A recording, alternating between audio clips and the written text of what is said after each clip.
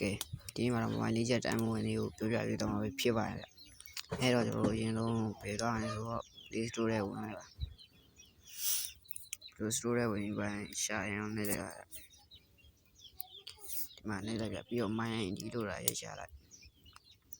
ပေါ်လာလိမ့်မယ်ဗျကျွန်တော်တွင်းမိသားဖြစ်တဲ့ကြောင့်တွင်းကြရမလို့တော့ဖွင့်အောင်နေလိုက်တယ်အဲ့ဒီမှာအကောင့်လေးပဲလည်းဝင်ရပါသေးတယ်โอเคဒါ line လေးမကောင်းလို့ပါဒီထဲမှာဆိုရင်ကျွန်တော်ပြပေးမယ်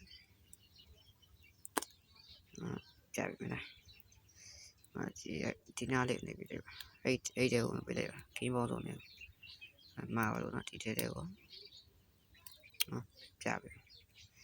တည့်ရလူတွေလည်းရှိရတော့ကျွန်တော်ပြပေးပါဖြစ်ပါရဲ့ပြမယ်နော်မှာဒီထဲကိုအဲ့ထဲကိုဝင်လိုက်အဲ့ထဲဝင်လိုက်တော့ keyboard တွေ့ရလိမ့်မယ်တွေ့ရင်ပေါ်လာနည်းနည်းလေးဆွတ်တင်ပြပြမယ်မှာဒီထဲပါဗျအဲ့ထဲကိုဝင်လိုက်ပါအဲ့ထဲဝင်လိုက်ကဲအဲ့ထဲဝင်လိုက် line နဲ့ကောင်းရင်တော့ပေါ်လာလိမ့်မယ်တခါတိုင်းပြီဒီမှာပါပြပြီမယ်တော့ ID ထည့်ပါကိုယ့်ရဲ့ key ID အရှိကိုထည့်ပါ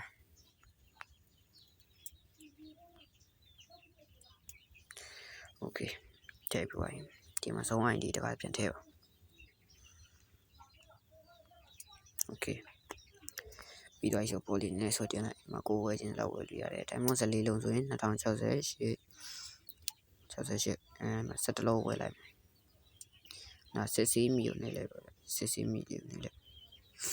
တိတ်ပြန်တော့တွေ့ရတယ်လေမိုက်တဲ့ပုံစံနဲ့တော့ကိုပိုင်တဲ့ပုံစံတော့အတီးပြိုနေတယ်ရှေ့မှာတော့ဘာမှထည့်ချင်မလို့ကိုဒီနားမှာ9လေးထည့်ပြဒါ line မကောင်းရင်တော့ဝင်ပါ line ကောင်းမှဝင်တာမိုင်းနေပါလေဒါ line မကောင်းတဲ့အတွက်ကြောင့်မလို့ရရှိရဖြစ်ပါတယ်ဒီလို line ကောင်းတဲ့လူတွေကြတော့ရပါတယ်โอเคဗီဒီယိုလေးကတော့ဒီလောက်ပါပဲ